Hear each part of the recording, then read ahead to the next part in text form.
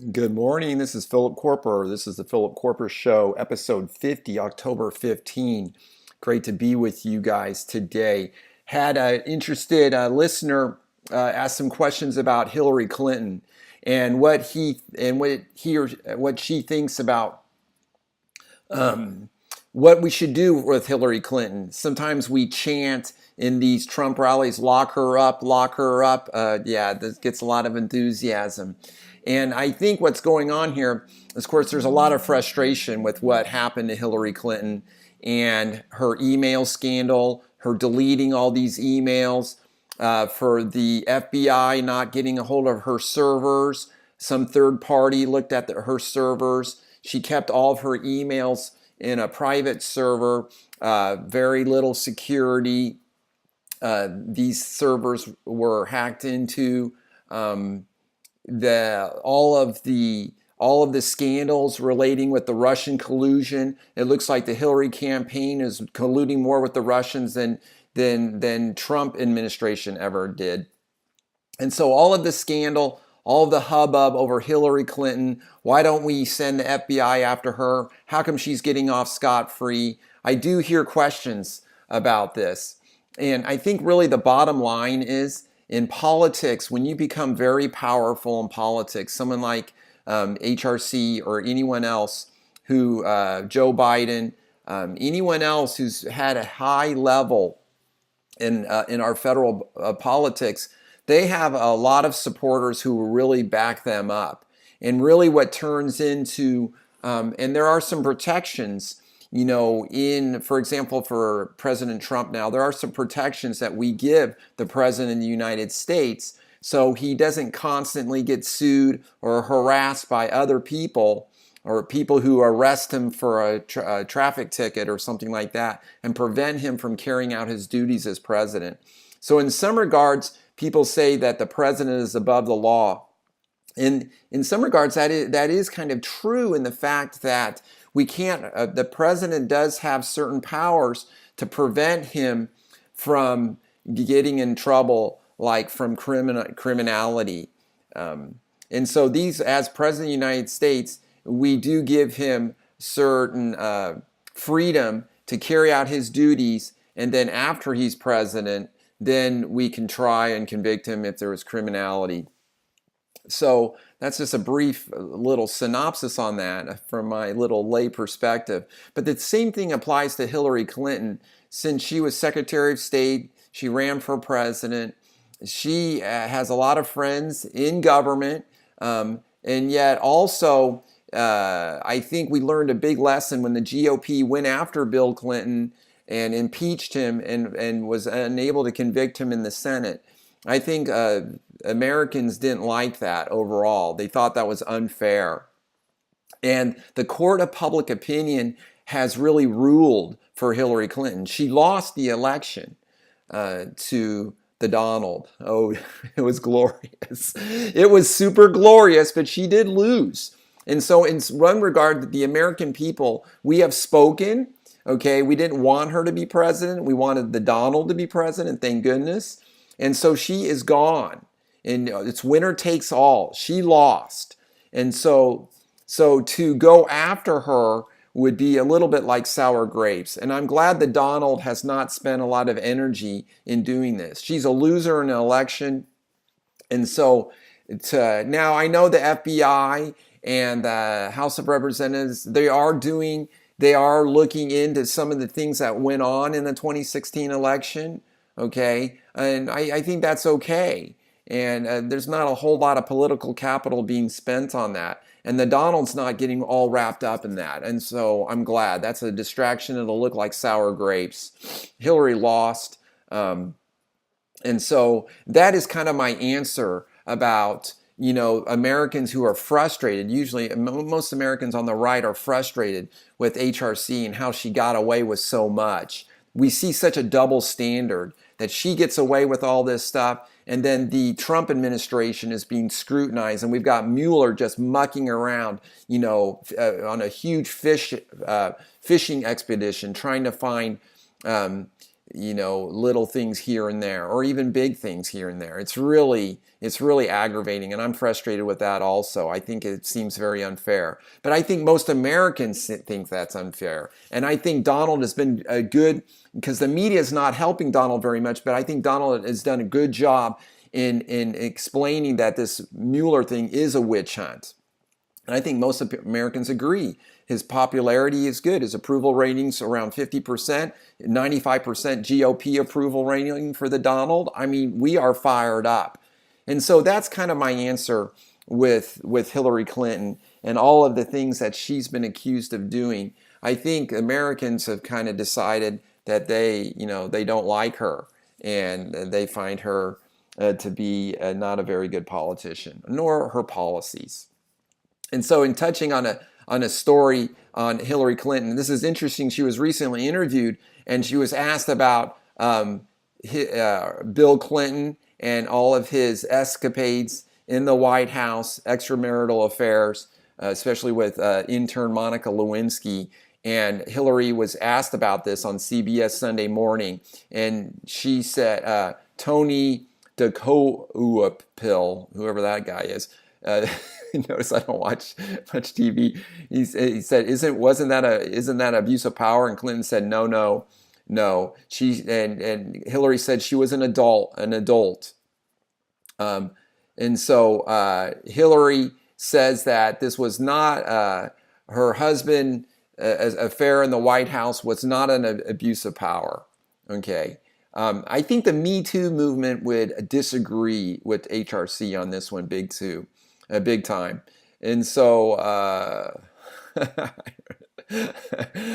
I really think, Bill and Hillary are going on some tour, making a bunch of money.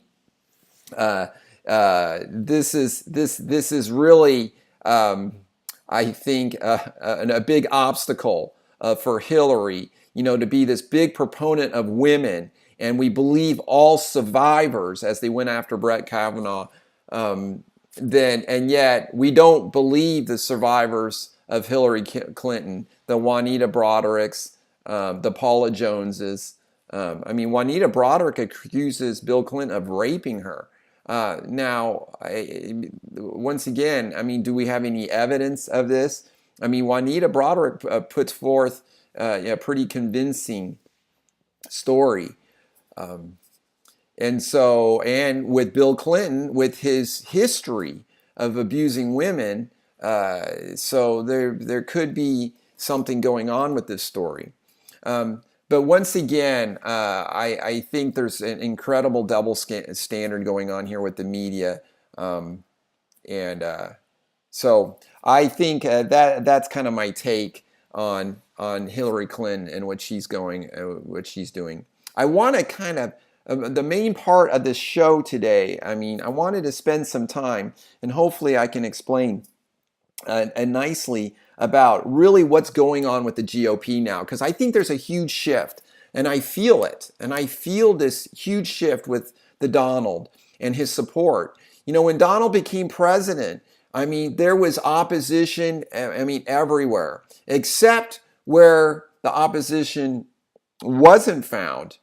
The most glaring place where there was no opposition found was that the voters elected Donald Trump to be president. The voters, the American people, decided that we wanted the Donald to be president. It was an electoral college landslide. He won the presidency big time. And so, but there are so many factions who are very disappointed in this. Number one, the GOP.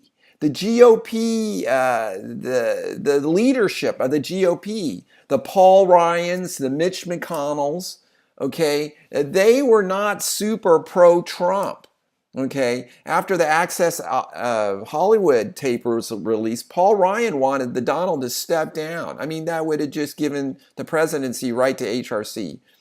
So anyhow, there was lots of opposition to the Donald, except really in middle America.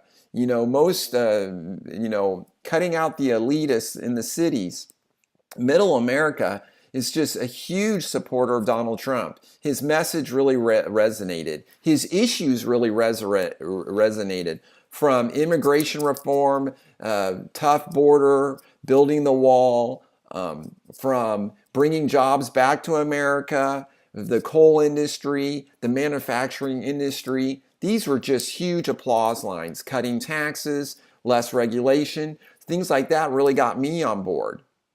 And so when he became president, you just had really the deep state go against him. People in the FBI, now we realize, at the very top, were going against Donald, trying to discredit his presidency. So for almost a year now, a year and a half, the left and others, even people, the never-Trumpers, the people like Mitt Romney, Jeff Flake, John McCain, incredible opposition.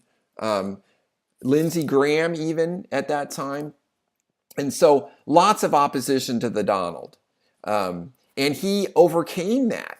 And so now there's just been a huge shift. And I think this Brett Kavanaugh thing was just paramount here. I think this was huge. And really what I think happened here is, instead of the Donald getting another super conservative in here, he really kind of, I think, he rubbed shoulders with Mitch McConnell on this. And I think with Anthony Kennedy, who was a moderate type of justice at the Supreme Court, they picked somebody to kind of replace him, another kind of moderate, and that was Brett Kavanaugh. Brett Kavanaugh was not my first pick. I wanted Amy Coney Barrett. I mean, a true blue, we think, super conservative, okay? That's who the people on the conservatives, the people on the right really wanted. Brett Kavanaugh clerked with Anthony Kennedy. Amy Coney Barrett, she clerked with Antonin Scalia. Okay, so she is going to interpret the Constitution as it was written in its purest form, to not legislate from the bench, to let the states make up a lot of these laws and to stay out of it. That's why SCOTUS is so politicized. It all really started with Roe v. Wade, and even earlier, where the left wasn't getting what they wanted out of the legislature, out of Congress, so they went to the Supreme Court to get what they wanted. Oh, they got abortion for all states. That's how they got that. Oh, they got gay marriage for all states. Okay. They really get their way in the Supreme Court. And it's funny now, Ocasio-Cortez says, oh, we don't even need the Supreme Court anymore.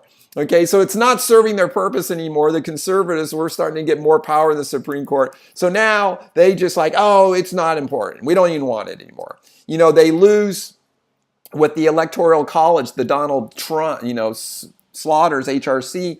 And then, oh, we don't want the Electoral College anymore. They're such bad losers. When a system they don't win, they just want to really just change it. So anyhow, I think this is just huge. I think the Donald worked really well with Mitch McConnell, and with this pick of Brett Kavanaugh. He was kind of in the middle a little bit. It was a concession, I think, to the old GOP. And Mitch McConnell responded and brilliantly got Brett Kavanaugh to the finish line. I cannot give Mitch McConnell enough credit. It was really cool. I was just watching a video. I did go out to the airport. The Donald was here on Saturday for a huge rally just south of Lexington in Richmond, Kentucky. And Mitch McConnell was there with the governor of Kentucky, Matt Bevin, at the bottom of the stairs when the Donald got out of Air Force One, which happened to be the smaller plane, the 757. Donald didn't fly the 47 here. I think he's just saving fuel. He's great. He's saving Americans so much money. He's awesome. So anyhow, Mitch McConnell, the Donald really worked with Mitch McConnell on this. And so that was really a concession. And I think the old guard of the Republican Party really responded to that. So the switch, I feel, is that this popularity of the Donald is just ever increasing, with the left just crying, the sky is falling with the Donald, and this such hysteria over him. And as the days go on, the United States, we're not imploding. We haven't been blown up. We're not just walking around like cavemen right now. The economy is booming. Unemployment is at all-time low. Jobs are being created. I mean, we have incredible optimism. The stock market has done great. I mean, just incredible stuff going on. And so the Donald, I think, is really getting credibility. People are starting to really trust him. People who are skeptical of him are really starting to trust him. And I trust him. And I think he is doing great. Right at first, I was leery of him. He seemed like this Democrat from New York. What in the world is this guy going to do? He's a fighter. He will provoke. He is tough. He is really tough. And so I really think that's where we're going right now. And I think that the establishment, Republicans are starting embracing him. And you can see this in the midterms. People are not running away from the Donald. I mean, the Donald came to Lexington, Kentucky on Saturday to help Andy Barr, my congressman, win his re-election. He's got a Democrat who's with a lot of funding going after him. And so he's trying to get reelected. And Andy Barr is just embracing the Donald, with his tweets, big time. People are not running away from the Donald anymore. They are embracing him.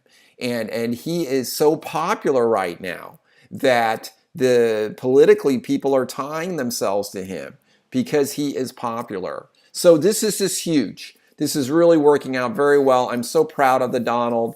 I pray for him. And speaking of that, this prayer with the pastor, I mean, the Donald was really good. I love following, I get his notifications on my watch. I say this every podcast. I love it because I know exactly what's going on with America because our head of state, our leader is constantly tweeting out what's going on. I love it. It goes right over the media. The media can't put their spin on it. The Donald just tweeted 20 minutes ago that he spoke with the king of Saudi Arabia, and they're trying to get to the bottom of the murder of this Saudi Arabian who was critical of the Saudi Arabian government. And so the Donald is just really great about this. So Andrew Brunson was this American pastor who was released from Turkey. And this was so awesome. I encourage you to watch it, where Donald asked for a prayer, and the pastor gives him a prayer and a blessing. Oh, it's just beautiful. And I love it. And people of all faith, I mean, we love things like this. We want God to be on our side. We want to be on God's side. And I just love it because I know how hard it is to be president of the United States and have all these critics all the time. And people lie about you all the time. So this Andrew Brunson prayer is just awesome. When he got off the plane, he was handed an American flag. He kissed it. It's just very heartwarming. And so anyhow, I want to just mention, my friend sent me this Greg Gutfeld monologue. This is just incredible. And we're talking about all of these uncivil behaviors. And Greg compares these uncivil behaviors. And so, people are blaming Trump for being uncivil and stirring up all this unrest. Okay, I was just listening to Juan Williams talking about that. And then Brian Gutfeld is going, well, what's the left doing? Okay, what are they doing to be uncivil? Okay. Well, you have HRC talking about, you cannot be civil with a political party that wants to destroy what you stand for and what you care about. Okay. As a Republican and our platform, I think this is pretty much the best platform. These are the best ideas for America. I do not like the Democrats' ideas of socialism, okay, or of Medicare for all, or higher taxes, or increased welfare, or affirmative action. I mean, I really hate these things. I think they're bad for America. So I do. I mean, you can have your Democrat Party, but I am trying to I'm trying to persuade our ideas, and so you guys will change your mind and join our party. I want you guys to join our party. Okay, so you might be a Democrat and you care about these things. I mean, that's great. Okay, but I am here to try to persuade you to come over to our side, to our tent. Okay, and so it's interesting that Gutfield just goes through a litany of from Antifa, the Scalise shooting, post-election riots when Trump won. Okay, we got campus speech shutdown. We got Antifa just beating people up with sticks, beating people. 77-year-old guys in their Lexus just beating their cars with sticks. Okay, you got Madonna. Well, remember what she said? You got Johnny Depp. Okay, you got people being chased out of restaurants. You've got Kathy Griffin with the severed head thing. Moms chanting they want dead cops. Okay, you got people bounding on the doors of the Supreme Court. Okay, civility. Okay, well, what do we got on the right? Well, we got Donald Trump calling Elizabeth Warren Pocahontas or lock her up chants. Okay, I have chanted the lock her up chants at 2 Donald Trump rallies. Okay, I'm not, maybe the FBI or someone can find criminal wrongdoing there. I know the chances of her being locked up is probably, not very great. I don't want thugs to just come and arrest her without cause. But we're expressing our frustration with her, as I mentioned at the beginning of the podcast. So anyhow, Gutfield is just hilarious, and I think he's just really dead on about this. Okay, and he talks about something that is really one of the most frustrating things. And if you can't remember anything else from this podcast, this thing is really the most startling. Okay, the Democrats will destroy anybody for their causes, okay? And they will really go over the top. We saw this with Brett Kavanaugh. These people come out of the woodwork, from 35 years ago and then accuse him of some really bad things without any kind of evidence, just out of the blue, okay? And they just expect us to believe it. Okay, we listen to it. We'll listen to it. We'll try to evaluate, and so I decided that those people were not credible. Okay, I didn't believe them. I believed him over them. That was my decision. But anyhow, we've got Stephen Miller, just very eloquent young guy who writes for the Donald, who went up against Jim Acosta in a press conference once. He's just hilarious. Well, we've got his 3rd grade teacher accusing him of eating glue, Elmer's glue. I've chewed on Elmer's glue, probably in 3rd grade. Not that it was such a smart idea, but it's kind of rubbery. And I remember putting Elmer's glue on my fingernails and letting it dry, and it was clear. I remember playing with it and peeling it off and chewing on it. Anyhow, so his 3rd grade teacher comes out and said, Stephen Miller is really crazy, and he was eating glue in 3rd grade. Okay, can you imagine the confidence? Most of us were forced to go to public school, forced to go. We'll get arrested if we don't go to school. Truancy laws. And so we've got, and our parents entrust us to these teachers, and then years later, these teachers just turn against us and accuse us of doing stuff. Wow. Where is the professionalism here? This is just outrageous. The left should be decrying this. They should be really going crazy on this. And fortunately, the left is kind of coming back. Bill Maher, he is saying that mainstream liberals need to denounce this insane political correctness. So he talks about how, and the Democrats did run to political correctness first, and they kind of used it against the Republicans, probably with some success, okay? They were being so politically correct. But now even Bill Maher, who's a flaming liberal, is realizing, man, that the left is it's not working for them. And I think they're realizing this. This kind of ties into what I was saying about the GOP and the Donald really gaining ground in his popularity. With the Donald gaining ground, the left is realizing their tactics are not working. This hysteria is not working. Michelle Obama even went out against Eric Holder and his comments like, when they go low, we just kick them. So this kind of rhetoric that the left is doing is not working politically. And I'm glad. It's ridiculous. And I think Americans are pretty smart. You know, overall, most of us Americans, we are so united on so many different things. Yes, we like to debate politics. I love to do it. But we're really haggling over the 5 to 10% of the stuff in America and the directions that we're going to go in. You know, we pay our taxes, we stop at red lights, we're kind to each other. I mean, after 9/11, I mean, boy, if anyone old like me who lived through that time and remembers it, I mean, wow, we were united. George W. Bush's ratings were sky high because we were one. We were one. We had an enemy attack us on American soil. And boy, we fought back as one. It was incredible. And that's the America that most of us hold dear and true to our hearts. We are united on so many things. Yes, we haggle about politics and people say how divided we are. No, I mean, look at the Civil War. We were killing each other. Okay, that was a divided America. That was very scary. No, we're a very united America. But we'll haggle over policies, and we have issues and policies that we can't, agree on.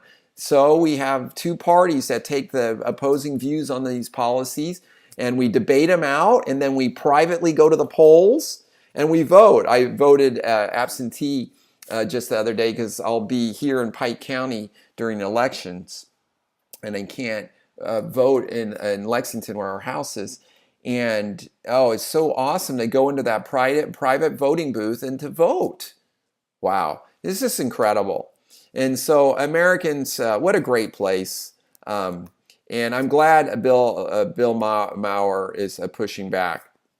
So yeah, I brought up this Khashoggi thing, that this is a serious problem. Apparently it happened. We're trying to figure out what happened. This Khashoggi is a Saudi Arabian who was critical of the Saudi Arabian government. He was getting, he wants to get married to, I guess, his second wife, and he needs to get his divorce finalized. So he's living in Turkey, but he goes back to Saudi Arabia he goes there to get paperwork for his divorce so he can get married.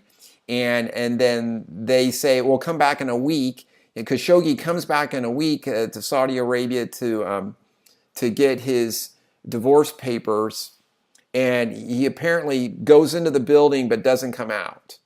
There's reports that the Saudis had a special team there that flew in private jets, and they chopped him into little pieces. I mean, who knows exactly what happens? But now there's a lot of tension between the United States and Saudi Arabia, and Turkey and Saudi Arabia. And so there's a lot of tensions, and Donald's trying to figure this out. So on another story, after the devastating hurricane, I mean, incredible that Georgia had a hurricane. I mean, like first ever. It's just amazing. This huge Hurricane Michael and all the destruction. This one person put out a sign, would-be looters. Looters will be shot. This is law and order. This is tough stuff. This is really how the rest of the world is looking at Trump. Trump is coming off as being a very tough president, okay, very tough on foreign policy. This is amazing. I mean, Henry Kissinger, I don't know if I mentioned this in the last podcast. Henry Kissinger says that, I mean, the Donald's presidency might be one of the most significant in here in recent times, definitely. His foreign policy, just because he is tough with foreign policy. He's really defending America and promoting our agenda, American agenda, which is not imperialism, but it's for a strong America, and we promote peace throughout the rest of the world. The peace in the rest of the world will benefit Americans, will benefit our economy. So I think this is just really great. I want to discuss again, I did go out, I did a FaceTime live on the Donald flying in. I thought he would be in the 747. That's why I thought he was flying into Lexington, because it's a bigger airport, but he flew in the 57. And that was really fun to see his plane and see him landing. So he went down about 30 minutes south of Lexington. There's Eastern Kentucky University. And so that is the arena that the Donald had his rally in on Saturday. By the way, it was just packed. I had a friend who couldn't get in. It was just great. I'm looking forward to talking to my friends at work today to see who got in and who didn't. But it's incredible rallies, about 6,000 seat arena. It was full. And so before the Donald showed up, the Lexington paper was running this story about this letter. So it's the headline is EKU faculty oppose Trump's visit. I mean, this is just incredible. This is just so over the top. This is what we're up against. Up against. The left has totally taken over our universities. Okay, this is a public university, mind you. Okay, and so about 120 faculty and staff signed this open letter to the president, Michael Benson of EKU. And so the letter was sent. Let me see. I'm going to try to get find the letter here. This is a letter, and they're kind of denouncing the Donald. Okay. They said, but a number of us thought a collective statement from the faculty was really in order to express the idea of a campaign that has done so much to undermine the values of higher education. So they're talking about this campaign.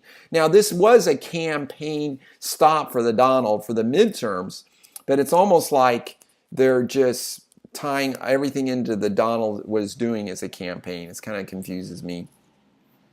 They said he has done so much to undermine the values of higher education, particularly scientific inquiry. I mean, I guess that's climate change. I'm not quite sure what they're alluding to there. To say nothing of a campaign that has worked to shut down the free speech of those who oppose it. I have absolutely no idea what they're talking about here. Okay, the Donald is tough. Okay, he points to the media and calls them fake news. Okay, when they lie about him and his policies. I love it. I love it. He calls them out on it. He is not stifling free speech at all. As a matter of fact, I think he's encouraging it. He is so open to the press all the time. He was on 60 Minutes last night. He's in front of the press all the time. He tweets all the time. I mean, incredible available. Okay, he is not against free speech. I mean, I don't know what they're talking about. Then they go on.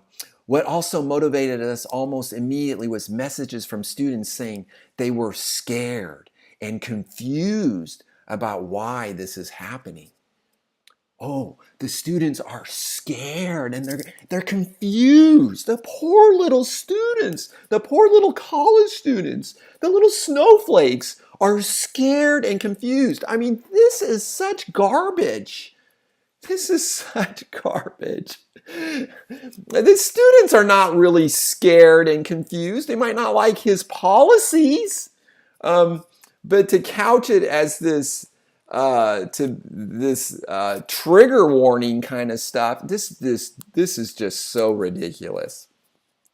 As a group, we among the faculty subscribe to a diverse set of political beliefs which mirror those of the student body and the Commonwealth as a whole, and we are fully committed to encouraging the expression of that diversity of beliefs. Yet we must object to this campaign, which has consistently, openly, and unambiguously attacked the values of inquiry, learning, and free speech, what lie at the heart of higher education and form the core mission of this university. Oh, God. This is so retarded. I can't believe it.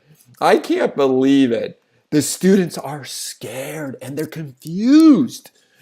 Oh my, maybe that's because you guys as professors are scaring them and confusing them by the rhetoric, but not giving both sides of the debate.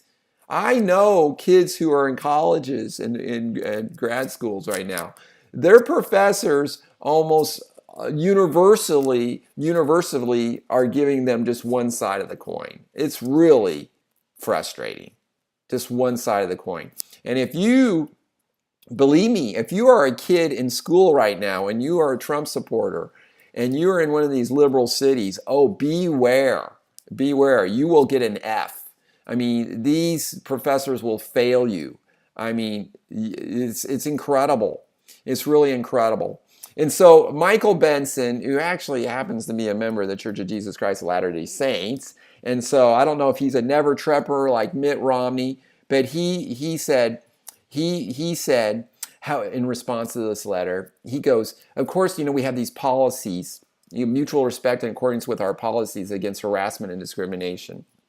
And then he was talking about, we have policies of free speech here. Well, no, duh. It's the First Amendment. I mean, this is a public university, okay? This is the definition of the First Amendment. The First Amendment protects our speech from government. Government cannot squelch our speech. This is a government school.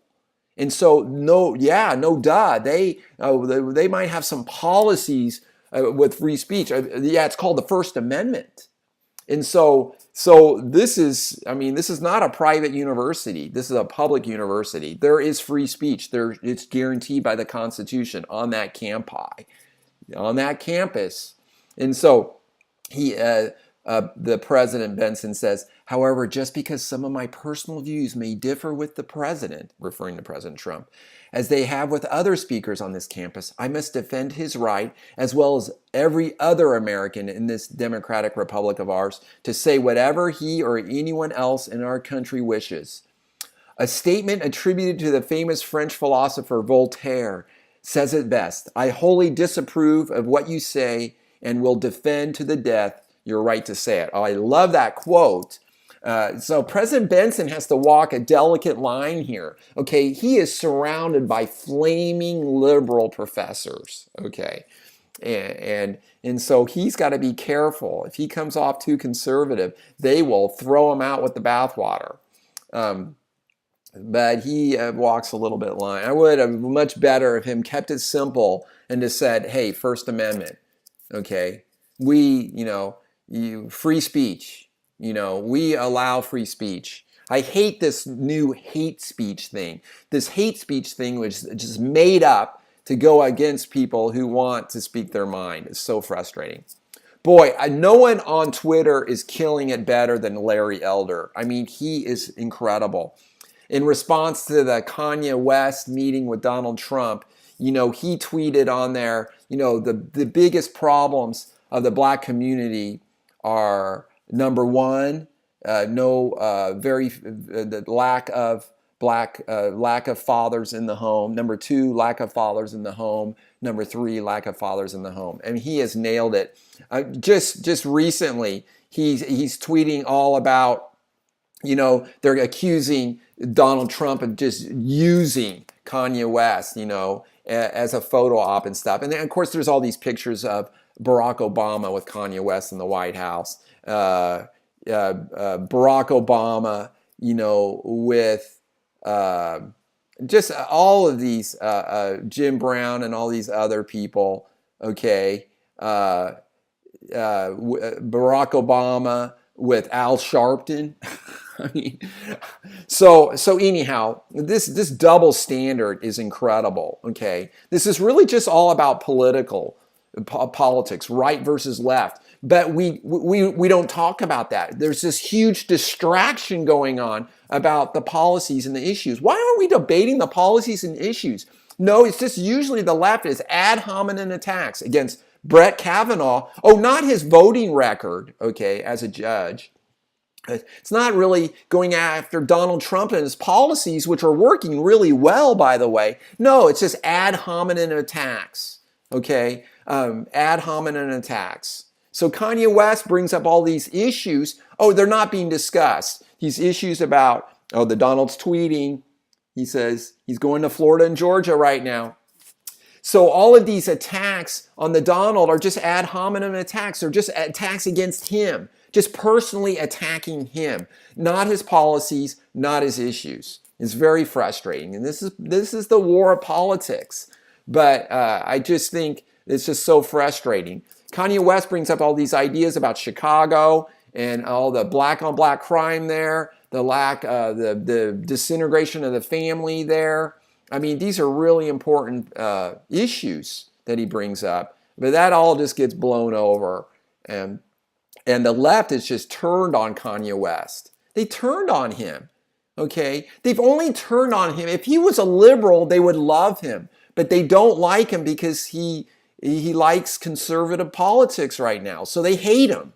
Okay? They're so temperamental.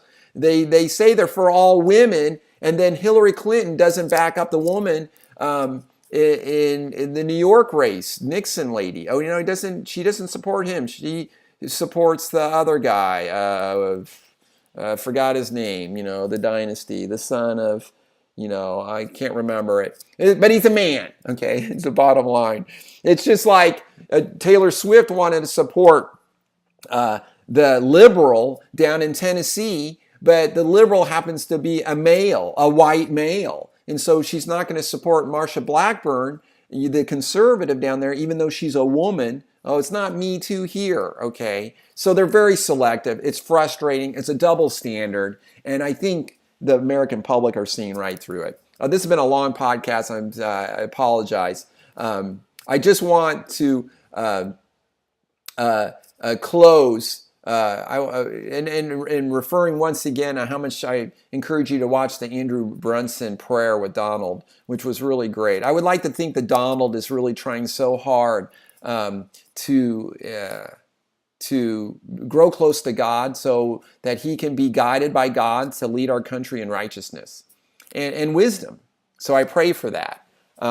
He's our president. He's the head of state.